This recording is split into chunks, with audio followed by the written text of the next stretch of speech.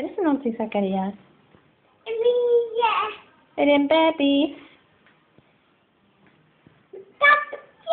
Knappar jag har den på tröjan. Kan du säga bebis?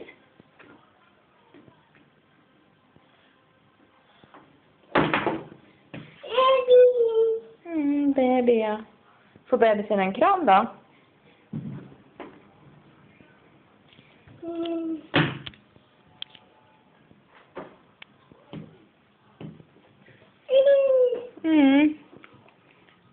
Så. Får bebisen en kram?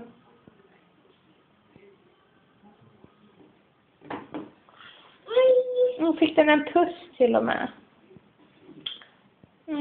Vad gosig du är. Hur låter bebisen då?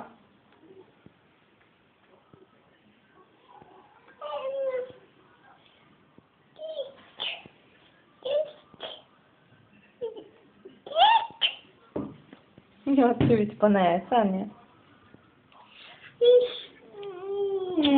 Du är gosig med bebis. Jag tut.